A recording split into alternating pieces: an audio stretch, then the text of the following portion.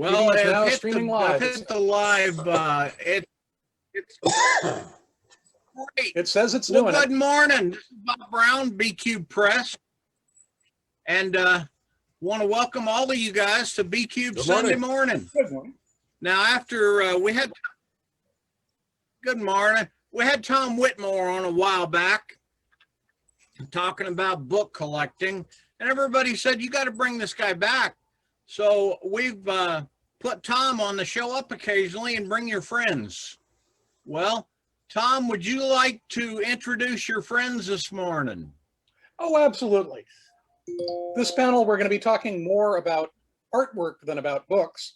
And I've got one major science fiction artist who people don't think of as an artist, and two convention runners who people don't think of as collectors. And we're going to talk about artwork and what types people get and all that. So starting with Greg, would you like to say something about yourself and your relation to art?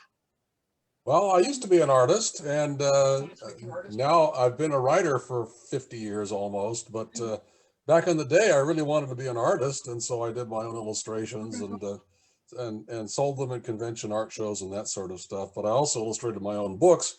Most recently, I did a cover for a book called Cyclone, which had terrible covers up to that point. And then I did my own cover, and it was on the book for about 8 or 10 years. And as far as I can tell, you're the only major science fiction writer, as opposed to fantasy writer, to do covers for his own books. As far as I know, but we have an example here of a famous writer who did his own artwork and also wanted to be an illustrator.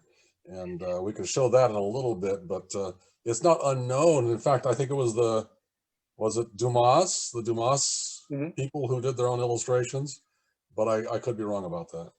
There are an awful lot of fantasy writers, but very few in science fiction. Edie, tell us a little bit about yourself and your relation to art and why you're here.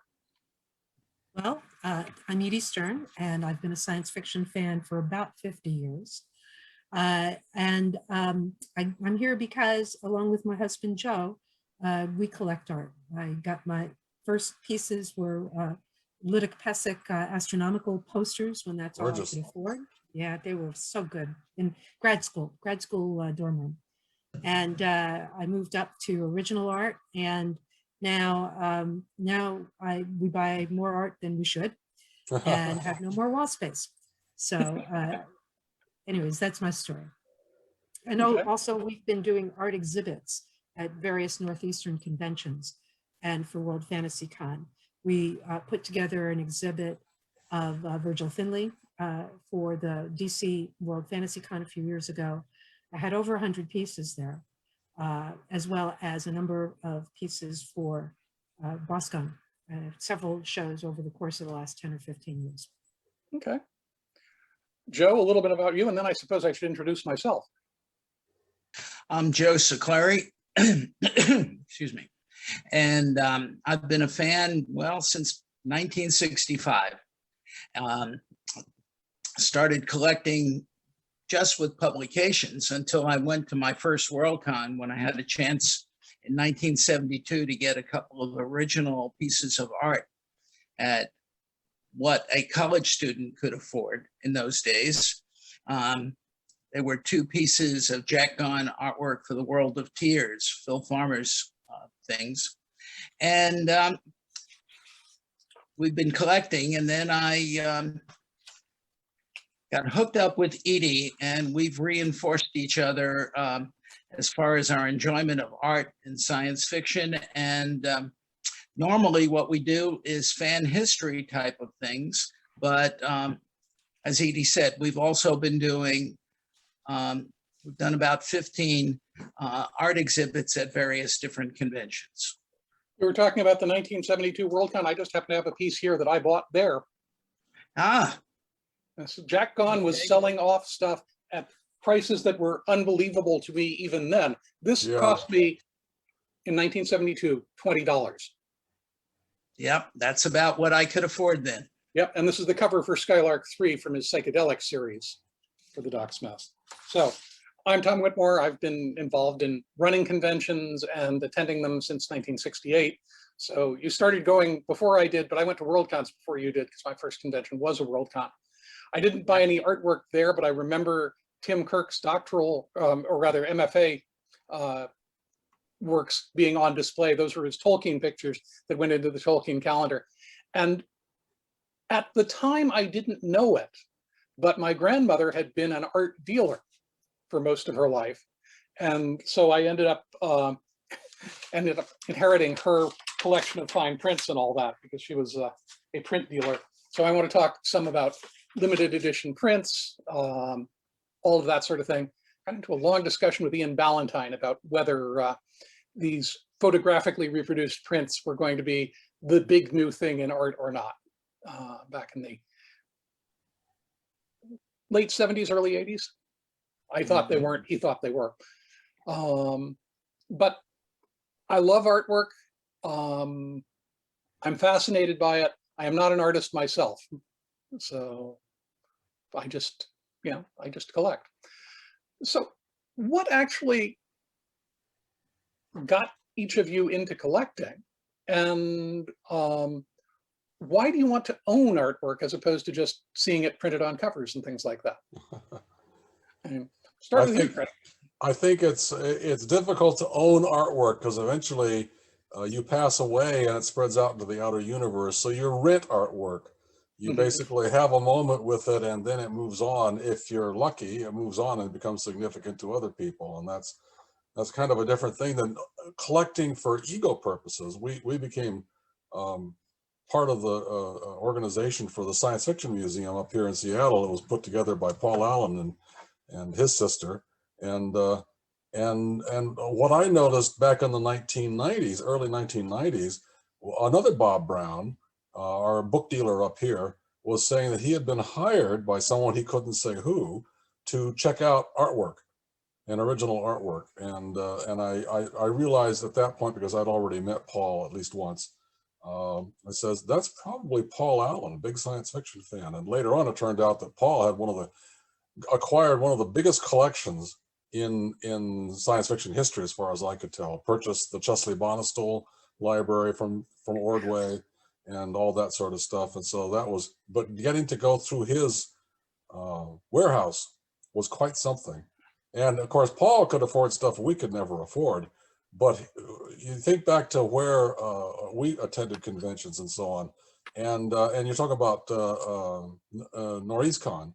I bought a Richard Powers there for $25 when I was a kid, and that's still one of my favorite pieces. So we've got a lot of history in terms of simply being there at the right time, where later on people who had money could come in and be there at their time.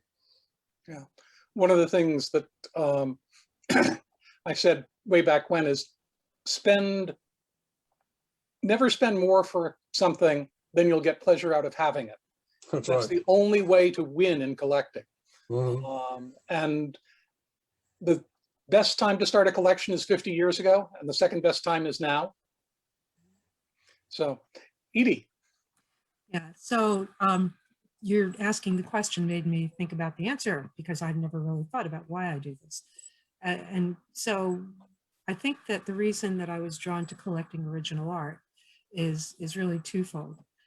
It both provokes a strong emotional response. The pieces I want to buy are the ones that trigger me into feeling a sense of wonder or nostalgia because it's the cover of a book that I've read and I've loved deeply, or affection for the artist even, but an emotional response.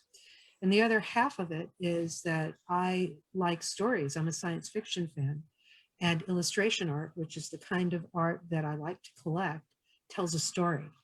I don't like things, I'm less fond of card art, for example, because it's an outtake, basically. It's one shot without context.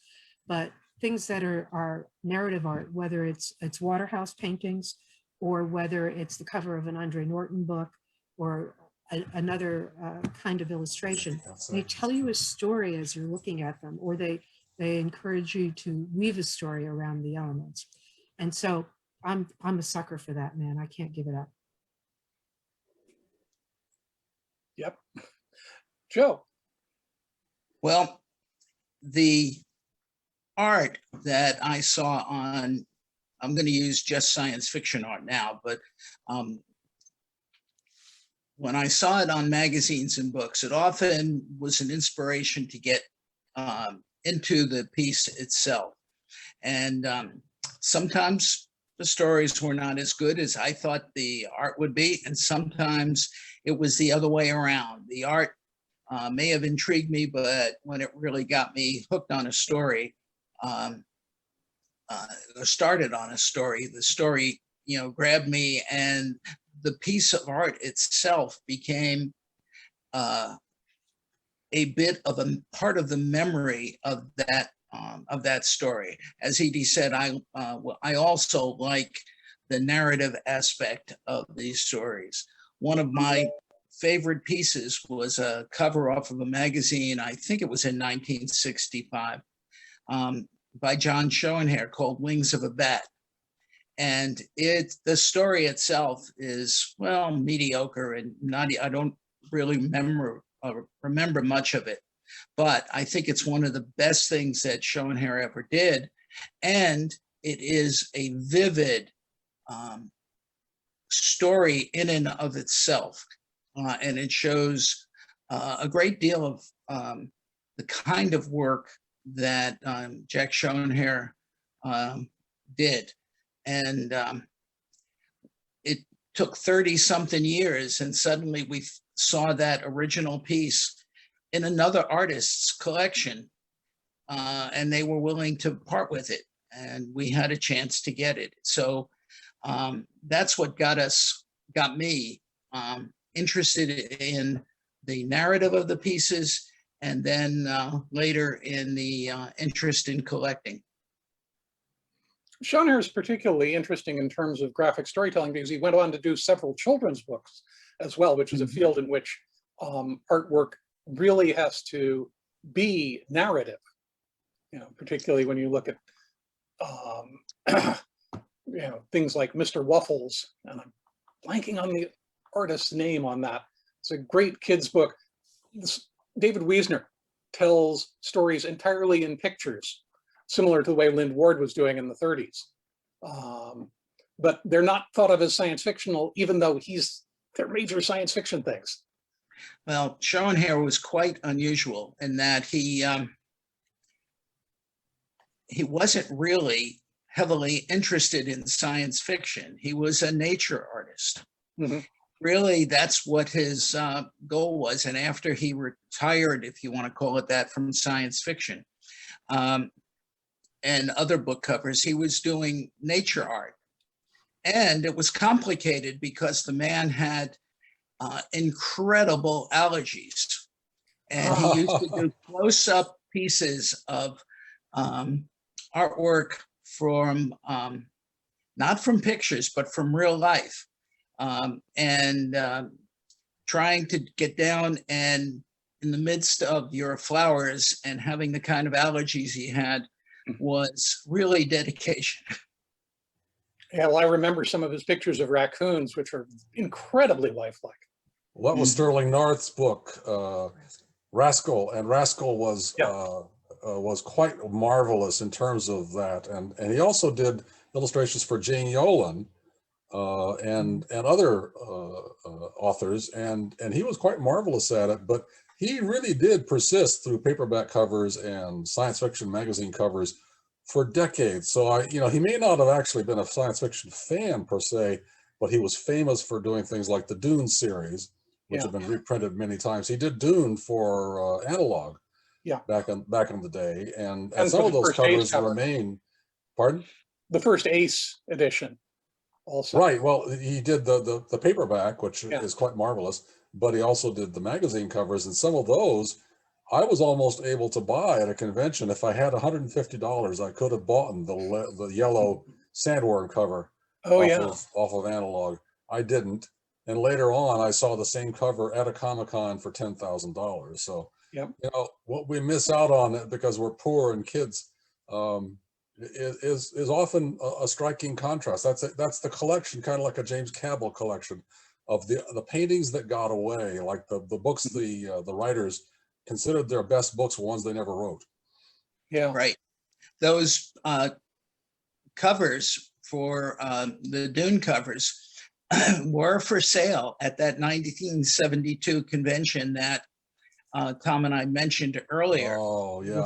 They were for sale in the charity auction. Yep. I recall that I missed out on. Yeah, and I just couldn't afford $100 or whatever it was that they were Neither going. could I. Neither could I. But I could afford the 20. That's it. So a lot of times, Edie was saying before we started, the nature of buying artwork is we buy what we can afford rather than, yeah. And again, you have to make sure that you'll get that much pleasure out of having it. But the important thing is to really pay attention to what speaks to you.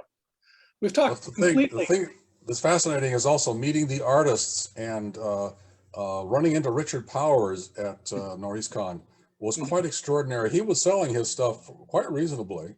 Covers going back to the 1950s. I picked up the cover for Knight's Black Agents, I think it was, for Fritz Leiber's paperback from Ballantine.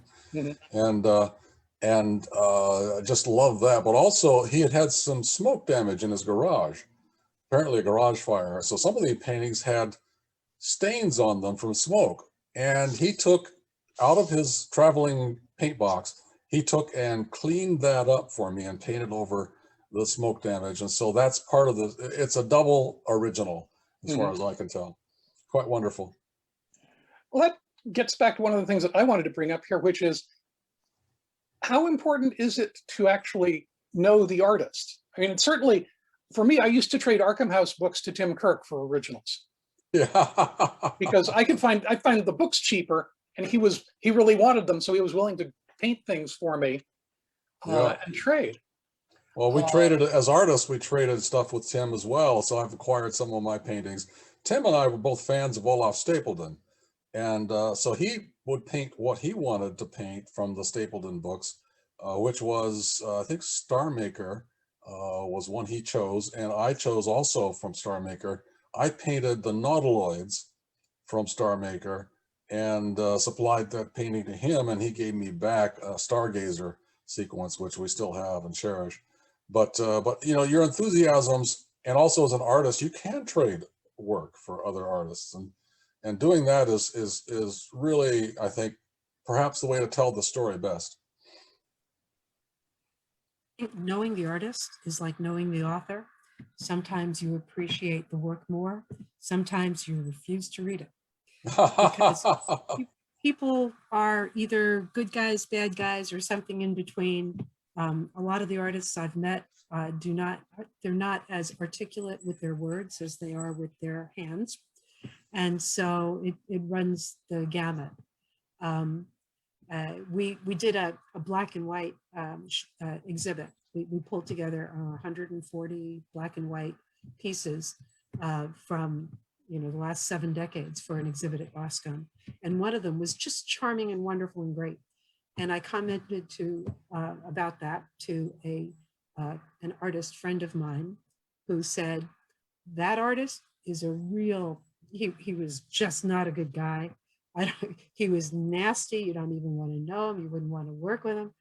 And it changed my appreciation of the work. So, and I won't mention the names on that. Also, if you buy direct from the artist, you'll pay more. Artists always have it. It's true. Come on, Greg. Tell me if I'm right or not. I always find I very rarely have bought from the artists. I've traded with them. That's because you're an artist. Artwork. Yeah, and but also working with other writers. Had a good time buying a bunch of unknown magazines at a convention. Tim Pars collected unknowns, and I says, well, I've got a couple of duplicates here. And Tim, you can have them if you want. And he says, I'll send you my books. I got the better part of the deal because he sent me some of his limited edition books. And I sent him, I think, 4 or 5 unknowns. So he kind of filled in his collection. But, that's the kind of thing that's possible in science fiction conventions, is not just acquiring, but trading and being part of the story and meeting these people and knowing them. I traveled with Bijou Trimble and John Trimble and Catwin and Laura and Alicia Austin to NorEastCon in 1971. And that was a fabulous trip, but we went all the way across the country together and we didn't kill each other at the end. So it was pretty compatible. But the convention was amazing because not only did I meet Isaac Asimov and Clifford Seamock and other writers, but I got to go to the art show and not just display my rather poor paintings, but got to pick up art from Powers and then later on going to Comic-Con. Comic-Con has been one of the best sources of artwork for me.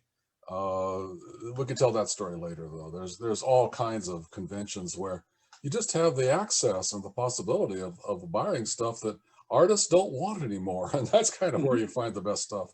Yeah. Yeah, we've always found that getting to know some of the artists, and sometimes we did it because we invited them to conventions.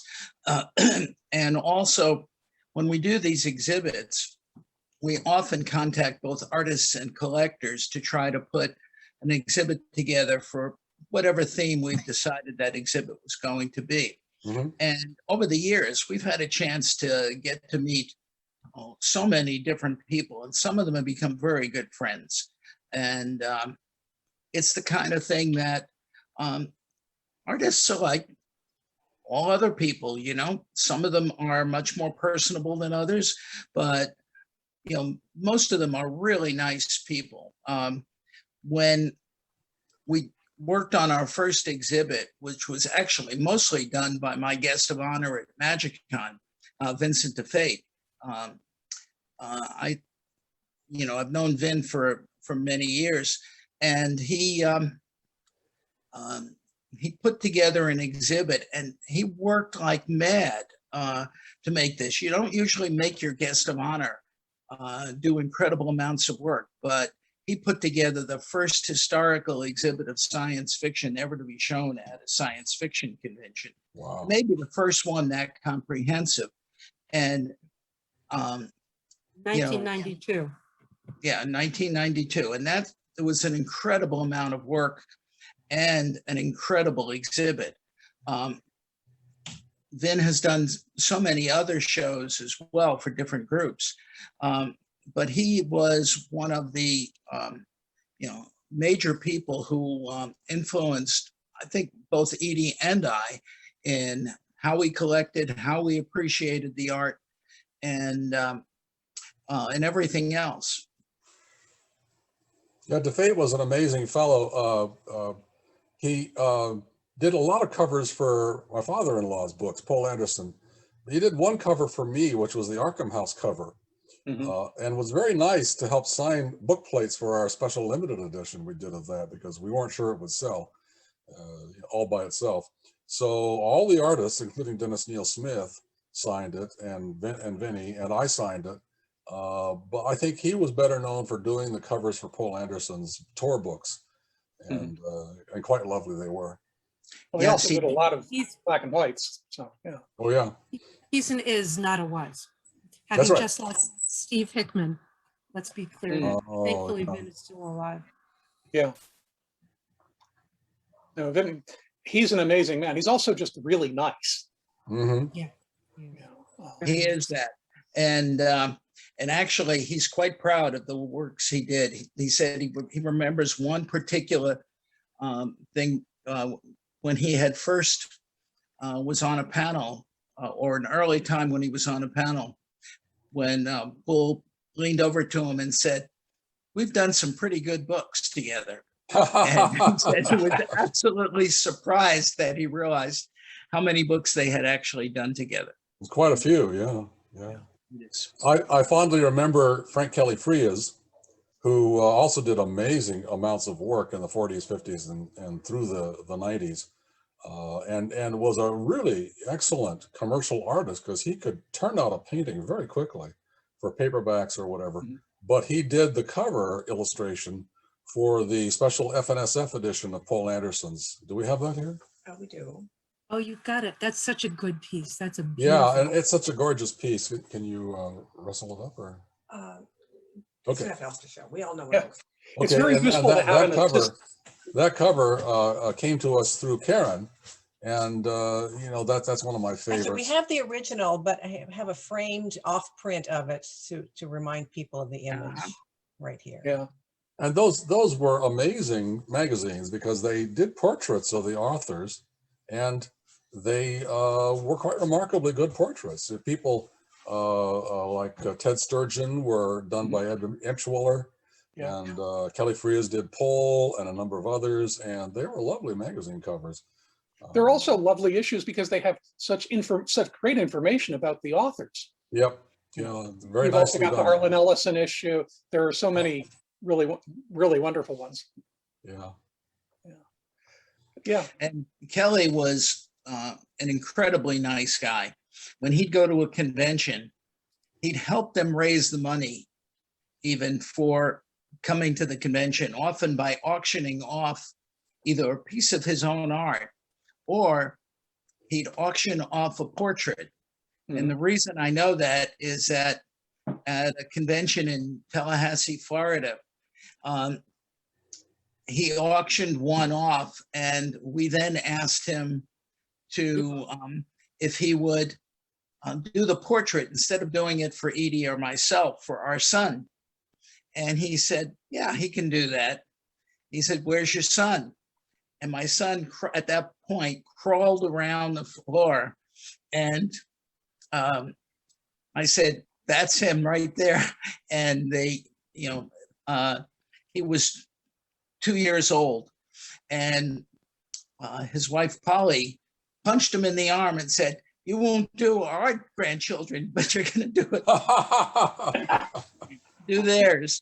And the next day's program was Kelly doing the portrait and half the convention trying to keep a 2-year-old entertained while and sitting still. But he put up with that. He still was willing to come to our convention the next year. Yeah. He also would just do sketches of people at parties. I have one of me that he did at a party. Because he was that kind of artist. He had a great line, and he had a great visuals capability to just capture essences, like really all good caricaturists. Which Kelly was a really good caricaturist, and he could turn that line into a person really quickly. Yeah, his caricature of me makes me look like a bomb-throwing anarchist. Well, you do anyway, Tom. Tom, Yes, well, what can I say?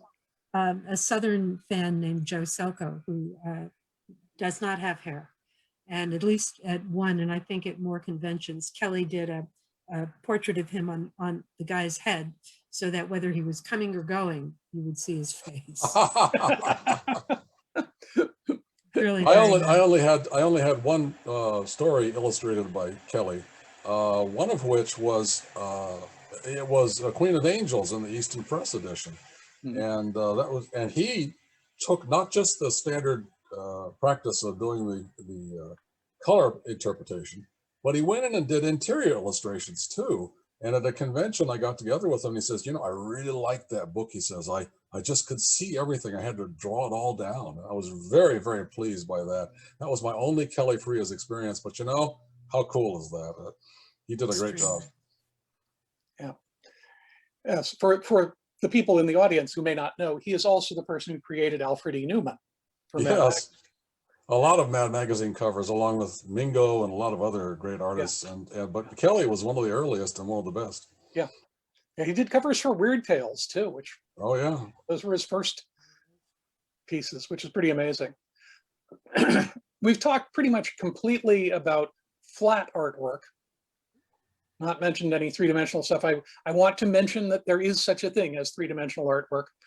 And I don't have any examples to bring out because it's really hard to put 3 dimensions into a computer like this. I want us to remember that there's more to artwork than just drawn pictures. I have several pieces by Don Simpson that are, they always make me think when I look at them.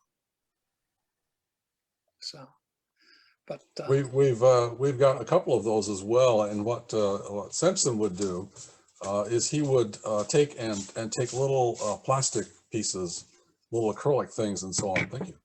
and drill them and create little worlds inside of them with Yeah, I have his castles and Mountains of stuff like that. Madness. He would do that just for a hobby, but he also created a little, for one exhibit I put together for San Diego State, he created little blocks of lucite with scientific specimens in them, like you'd get in a science shop or whatever. Yeah. And they were alien beings in blocks of lucite, and that was quite marvelous. This right here is an Enzenbacher. Dale Enzenbacher, who was a brass worker. Right, As was well, in Sterling bronze, Lanier. actually. He cast these in bronze. Yeah. So, but if you take a look at this, you can't really see the flowers clearly, but this one was called Mr. Dragon Goes a Courtin' Carrying a Bouquet of Snap Humans. And there's faces on the bouquet, little faces on the bouquet. And I got that at a convention and quite proud of it ever since. Also worked with Enzenbacher a little bit on a pulp chess set, which he never quite completed. So, Dale was famous for not quite completing things. well, it was because he didn't have the money to follow through, and neither did I. I didn't have the money to pay him to do this whole thing. So There's a famous story of Dale from the Bay Area when he was living. When I tell you that walking along the railroad tracks was the safest route for him to go home, he was walking along the railroad tracks, and this large gentleman walks up to him, and he's very scared about what's might be about to happen. And the guy says to him, "Hey, you need any food? You need any money? We got plenty. We'll share." So Dale was the only person I know of to get mugged in reverse. But yeah, there's so much different types of artwork out there, and there's so much that we all love. Both Greg and I have shared a few pieces. I know that Joe and Edie have a few pieces that they'd like to show. And Joe was going to, I think, go and take his computer and stand by them since they're all framed. We can talk about framing while Joe is going to start that. Sure. Okay, I can start that now. Okay. Framing is incredibly expensive. In general, I've paid more to frame artwork. I've never paid less to frame artwork than I have to buy it, which is. Framing can make or break a piece. Yeah. I've had, and I've had a piece that was just impactful. I know it sounds like a corporate word, but very, big impact. And then when you put a frame on it, the impact is reduced. Other pieces that were just fine, when you put the right frame on them, they are magnificent, and they really have more. So it's not only the expense, it's not only knowing what to do, but I think you have some artistic sensibilities in order to do a successful framing job as well. That's why I let Joe do all the framing. Before I do show you a framed piece, I'm going to take a quick shot here of a 3D piece that we were talking about, and let's see if I can get it. Oop. Oh yeah, the Kubler. It's not bright enough. This is called Guru, and it's Thomas Kubler from the Midwest, and it is a multi-armed guru. The face, you can't really see this. It's just a magnificent piece. Yeah. One of the nice things about sculptures is that unlike, you can get more than one of them. I saw an instance of this in Jane Frank's house. It was one of her husband's favorite pieces, one of Howard's pieces. And I loved it so much that I asked if he could do another one for me. And that's a piece of art that has a very distinct impact on people. Some people adore it and will sit and gaze into its eyes for a long time. Others find it creepy as hell and want to get away from it. Yeah. My son used to turn it around every time he walked in the room. But so Tom, you tell me when you want me to show some framed pieces of art. Let's have one now, Joe. Okay. Joe is saving us from all being seasick as he moves around. Yes, he's a very thoughtful man. Yes, he is. And Joe, you're going to need to turn your microphone back on when you turn the camera back on. Yes.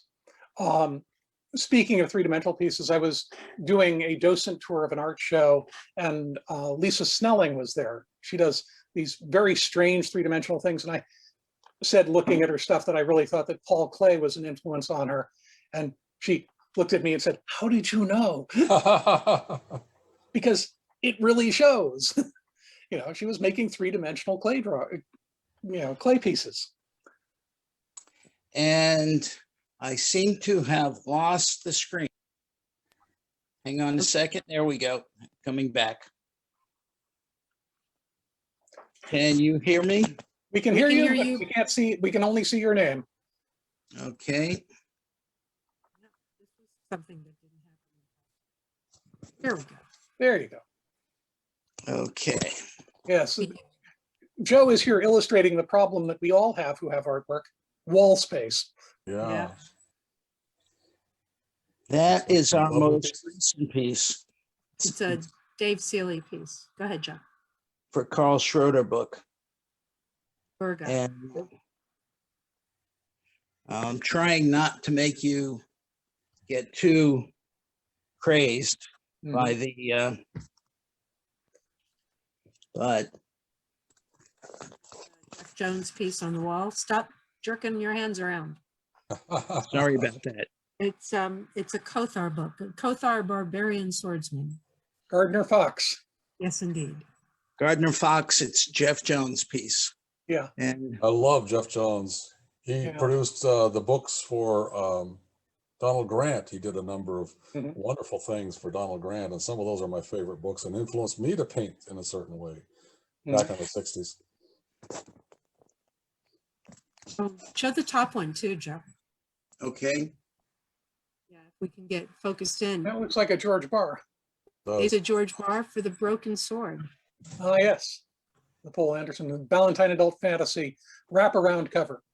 So here's the same piece of artwork that George did a preliminary for. And you can see there, It's great. it's quite a marvelous piece.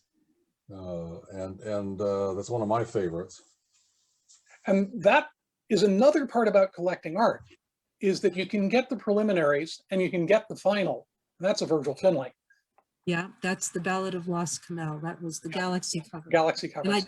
I don't know Oh. if you can really see very well, but the monochrome figures all around the border Yeah. that are the different underpeople, different That's beautiful. types of underpeople. Oh, this is, it's to die for. Yeah. And this is one that we got by trading a bunch of other pieces to a dealer. And Mhm. so it was hard giving up those other pieces, but the Finley was gorgeous and we wanted it. And It's we wanted the wonderful. story. Yeah. We've got some interesting pieces from people who did not grow up to become artists ultimately. And I acquired some of these from Ken Kruger, who had a bookstore and was one of the founders of San Diego Comic-Con back in the day, one of our mentors on this. And Ken would hand out artwork to wandering visitors and artists and writers and so on. And he handed out some amazing things. This one turned out to be a long-term story, though. This is a piece that I actually discussed with Ray Bradbury at one point. And this is a piece by a fellow named Charles Mcnutt. Ah, yes. Charles Mcnutt wanted to be an illustrator when he was a kid and did this sort of piece. And I don't know if this was published anywhere, but Ken had a copy of it. Maybe it was put in a Shroud Press volume or whatever. But Mcnutt later went on to become Charles Beaumont. He also published as Charles Neutzel. Yeah, but as Beaumont, of course, he would write Twilight Zone episodes and movie scripts and all that stuff, and became extremely well known for doing some of the finest Twilight Zone episodes, but also for doing Edgar Allan Poe films. And he finally did the script for Circus of Dr. Lao, Seven Faces of Dr. Lao. He's one of my favorite screenwriters, and also wrote books and stories, but he did not acquire a career as an artist. And so to my knowledge, there's only 3 or 4 pieces. Forey Ackerman had one. This is another by Mcnutt. But I asked Ray, do you remember Charles Nutt, who was his original name? And Ray says, oh yes, he says, he turned his name into Charles Mcnutt and then became Charles Beaumont. And he was one of Ray's good friends before he died, one of his acolytes, so to speak. And that's a fascinating story, is the whole story of Charles Beaumont and his art career. Yeah, he also used to do artwork for Fari. He'd adapt old Pope. At least I think it's the same Nutzel. He'd adapt old Pope covers for him. I don't think so. I never saw one of those pieces. Okay. Well, then there was another Nutzel who There was, but it wasn't Nutzel. It was Charles Mcnutt. Mcnutt. And I don't know I'm him as Nutzel. I don't know that name. But you know what Forey had was he would have artists recreate pulp magazine covers and then put Forey in them. So he had Frank R. Paul recreate one of his covers and put Forey in as a Futurian or a future human. And Forey had great fun with that. But also Forey's collection was quite diverse. He had a lot of covers from famous famous monsters of filmland, and all that sort of stuff. And he knew these artists and got their start as young artists, and they became quite well known later on. Oh, To me, one of the fascinating things about collecting the illustrations from the magazines is that they'll often have blue pencil comments. That's right, yeah. And those won't reproduce. So they could shoot these and have this writing all over them, these marks indicating where he wanted to change things, all that, that you get a whole history of the piece that's involved that you don't get with the printed version. So going to Comic-Con, I realized some of the financial history of artwork, which was that publishers would keep the artwork and not send them back. And I think Ace Books was famous for that. They just keep the artwork, and eventually had warehouse fulls of artwork, which they didn't know what to do with, so they just dumped them. And one of those collections was, I was 22, 23 years old at Comic-Con, and I went to a dealer who had all this flat artwork that was in boxes laid against each other. And I picked through it. And one of them was an Ebschwaller. And it was the cover for Cat's Eye from Ace Books. Which Oh, yes, the Andre Norton. Andre Norton. And here it is. And so we acquired it in the 1970s, early 1970s. And the one I left behind, because I was too much of a formalist, I think, was a cover for Odd John done by Galaxy Magabook. Oh, yeah. Which was a kind of a semi-pornographic cover of a leering Odd John with a bald pate, kind of like a Marine, leering over this half-naked woman with her branches, of a tree decorously in front of her. And I thought that was too off the wall for me, so I didn't buy that. I wish I had. I would love to have that piece now. It's just one of those glorious bad paperback covers. It's just cool to have. But this I did acquire, and I'm very proud of this Emschwaller. It's the only Emschwaller I could ever afford. Yeah. No, it's a great cover. Terry Carr had the original cover for Left Hand of Darkness. Oh, yeah. By Leo and Diane Leo Dillon. and Diane Dillon, yeah. Yeah. The Dillons were also amazing artists. And a bunch of their stuff showed up at a few conventions through, I'm trying to remember the name of the guy who was doing selling for them. But Well, their son was for a while. yeah, but there was another dealer who basically got a bunch of the stuff and put it out incredibly cheaply. And their stuff is now, I certainly can't afford it. Well, they were. Dillon, go ahead. They were chosen illustrators for Harlan Ellison, who absolutely loved their work and supported them and promoted them. And that's an interesting story in itself. So.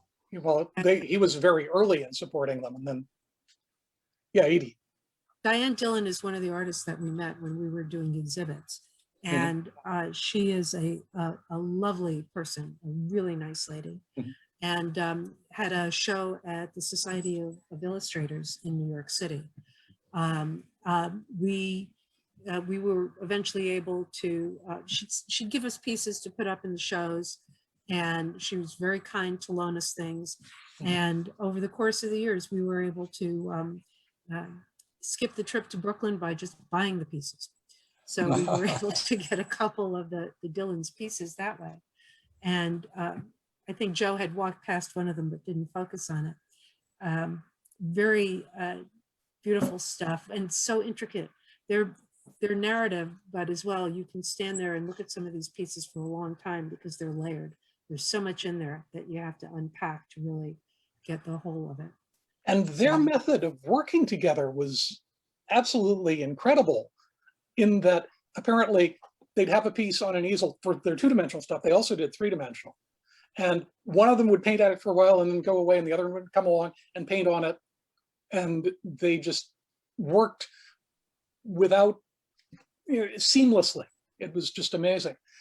And I got to visit them in Brooklyn, and it was absolutely wonderful. And I ended up getting a ride back to the subway from somebody else who had dropped in to visit them, who turned out to be Peter Straub's wife. They were just, I'm sorry for all the people who never got to meet them, but apparently she suffered from severe depression and tended to get burned out whenever people visited.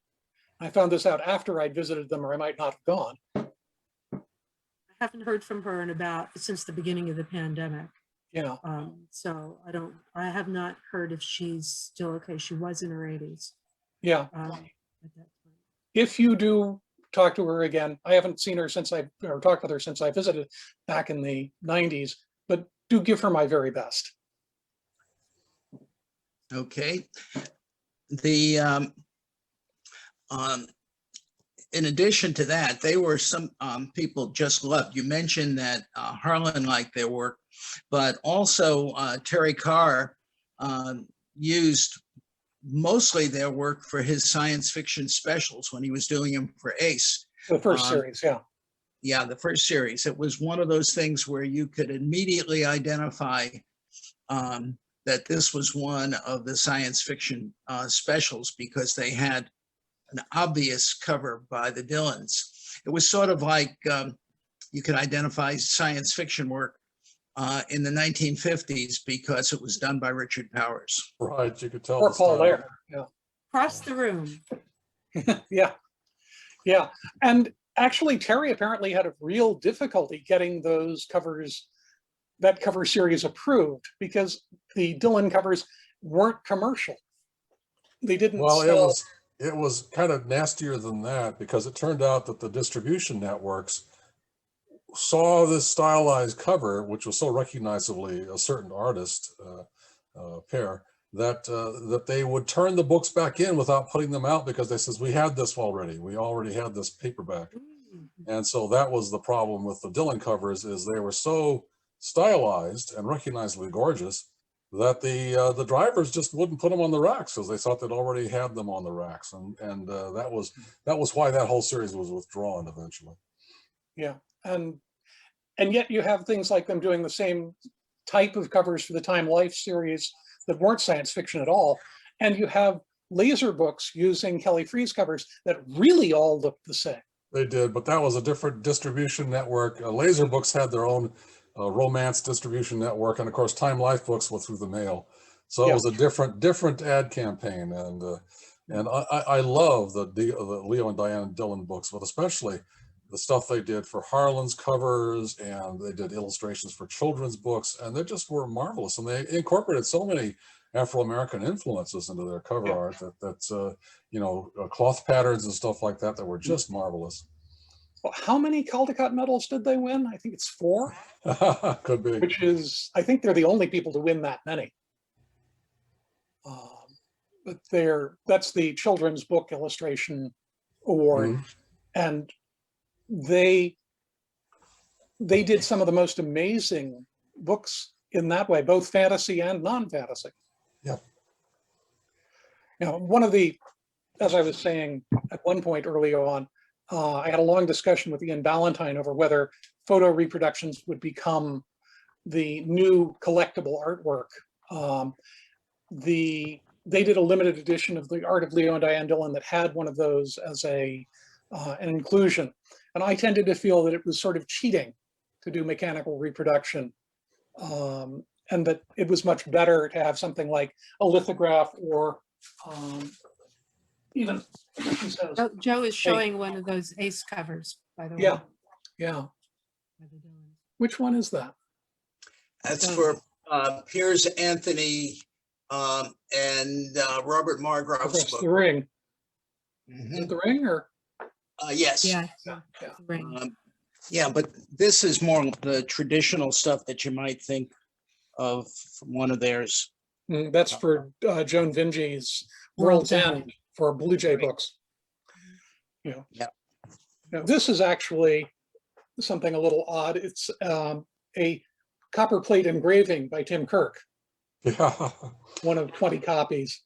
And I tend to think of this as being an original because it was intended to be printed off of a copper plate, but the artist signed them all. One of the things that I have, which Joe and Edie have the better version of, Hannes Bach did a series of 4 lithographs in the 40s, the Powers series. And there are 3 versions of these that I know of. The original version, which is signed by Bach, which they have. I have some unsigned proofs. There were a bunch of leftovers that Serendipity Books got, I believe, from Earl Korshak, because they bought his collection of covers and things like that. So those are unsigned.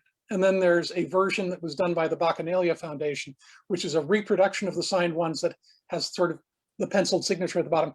They're smaller and just not as detailed. But We have some of the originals. I don't Yeah. know if they're the final ones that went to print or if they're preliminary versions, but they're recognizably. Pencils They're and all- the pencil sketches. Yeah. yeah. I remember seeing that on your website, one of the pencil sketches. One of Bach's last published pieces of art was the cover for Fantasy and Science Fiction for a Roger Zelazny story, which was just marvelous. It was a beautiful, beautiful painting, one of his best. And that was something I would love to see in the original at some point. It's Rose for Ecclesiastes. Right. And Yeah. Stephen Korshak has it in his collection. He's been doing a couple of illustration shows. He did one in Orlando. His show has been traveling to a couple of different museums around the country. And that one is one of the jewels that they exhibit Really at is. the show. And it's small. It's so Yeah. small. The story of Bach's creativity is he was really influenced by Maxfield Parrish. But unfortunately, he didn't even have the quality of materials that Parrish had. So when we were kids, 16 years old, we go to visit Forey, and there up in an upper corner of a wall, there was this golden creature that was cracked and glazed. It's just basically, it looked like it was going to fall off eventually. And I think it might have done so because he was using layers of varnish between the oil paintings that he would do. And he created these layers of varnish to create color tones and everything, but the varnish darkened and did not work. It turned out that Maxfield Parrish actually had a similar problem, but it lasted longer. So some of Parrish's paintings are fugitive today because of that. And this kind of reminds us of the Renaissance. So I wonder how many paintings didn't survive the propensities of the artist. And one of the prime examples is not connected to science fiction, fortunately, but Mummy Brown was created using bitumen strained from Egyptian Ptolemaic mummies. Oh, dear God. Not only did they use these to create the brown color, which was shown to various prospective buyers as kind of a warm tone, but they would take the railway mummies, they would take and stack them like cordwood and power the Egyptian railways with these. They were so common that they just stacked them up and used them like cordwood. And Chuck Jones told this story to Ray Bradbury, and Bradbury just lit up and says, "I can write a story about that." And so the Nefertiti Tut Express came out of that. And it's just a multi-layered story about Mummy Brown. But at one point, it was Edward Burne-Jones who came over to Amatadama, to his house, and Amatadama says, "Oh, look at this! I've got this tube of brown paint." Excuse me. And Burne-Jones says, "Well, what's special about it?" He says, "Well, it's made out of mummies." And Burne-Jones, being a Christian mystic, was so astonished by this and offended that they had to take the tube of paint out and bury it with a ritual ceremony in the backyard. Oh, So wow. so Amitataba lost his tube of brown paint, and Burne-Jones created his own legend there. Mhm. Maybe our best collecting story is actually related to Hannes Bach and actually to Seattle. We were at a Corfu in Seattle when we needed to go out and find a souvenir to bring back to our son. And we were just looking for a t-shirt or something. But as we were driving around, we saw a sign painted on a wall that said, was it Alley Cat Books, Edie? Yes, Alley Cat Books. We walked down this, and at the end of the alley, there was an old wartime Quonset hut Mhm. that had broken windows. And we walked inside, and on the wall, the gentleman had two prints from a Hannes Bach calendar. And I actually had that calendar, but it had been damaged. So I asked him if he still had the rest of that. And he laughed at us and said, "You don't even know who the artist is." Oh, We had to prove to him, Hannes Bach has, maybe one of the reasons we stay together is Hannes Bach with both of our favorite artists. And we talked with this man, and it turned out he was a childhood friend of Bach's. And he had collected all of Bach's sketches and everything else and kept them. And it turned out he had saved all of this material, and he finally pulled out two mechanical catalogs that was stuffed with sketches, a couple of hundred Hannes Bach sketches. wow. Wow. Wow. And then two paintings that were done when Bach was a student, one of which is something that I had never seen anything like that, because it was a lunar spacescape of Bach's. And on the back, it is signed with his real name, with a note that says, "This used to be a blue sky, and now it's purple." And when we saw it, it was black. Yeah, yeah. Yep. Wayne And- Woodard was his birth name.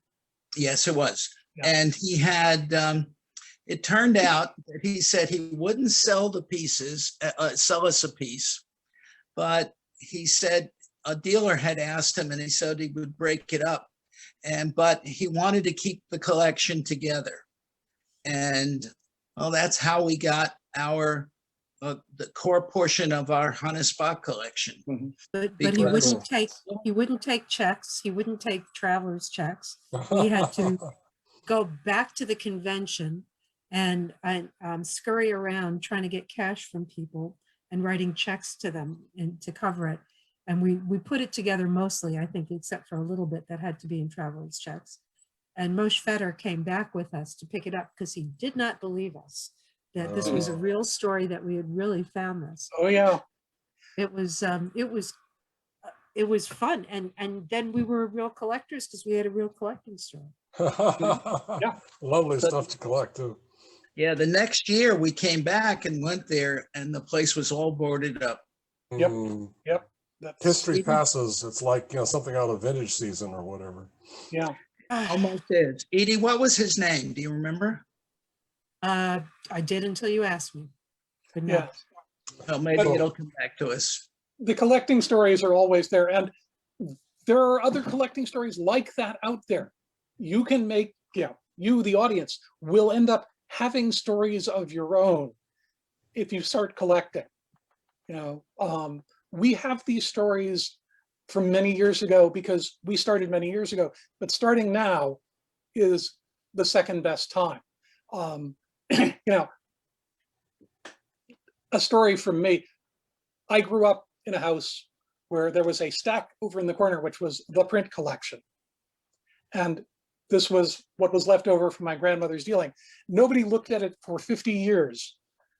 I went through it and cataloged them all and found there were 3,000 prints there. And Wow. this included a Goya, a Juror, you know, and a bunch of stuff that actually had some fantasy elements. I have a very nice Fritz Eichenberg from that collection, but it would have been just lost if I hadn't gone through it. And when I cataloged it, I gave my father a copy of the catalog and said, what am I going to do with all of them? But then I said, well, we'll look into it. And we got it appraised by an auction company at $250,000. At that point, he stopped talking about giving it away, and we started selling. So, but that was luck. And if I'd ignored it, it wouldn't have been there. If you hadn't talked to this dealer about those Bachs, you would never have gotten a chance to get them. So be curious. Be Harold excited. Taves. Huh? His name is Harold Taves. Oh. Go ahead. Yeah. Sorry. Yeah, no, great. Be curious and be excited. We're almost to the end of our time. I see that Bob has shown up again to tell us that we need to be turning off. Any final thoughts from any of you? I For think me, for me, the history is the most important part. And Ray Bradbury told me the story of taking Hannes Bach's artwork from Los Angeles to New York. Bach was kind of not sure he could ever become an artist, but Bradbury, as a teenager, I think he was 19, carried this folio to New York and went around to various magazines, including Weird Tales and so on, and tried to sell Bach to them. And they picked up on Bach. They loved his stuff. And suddenly Bach had a career and he moved to New York. Ray Bradbury was kind of a go-between in that process. And, I think he had a couple of original Bachs himself, but he was just a fan. He loved Bach's artwork. And so he took it and promoted it. Yep. And actually on Ray's own fanzine, the covers were all done by Hannes Bach. Yeah.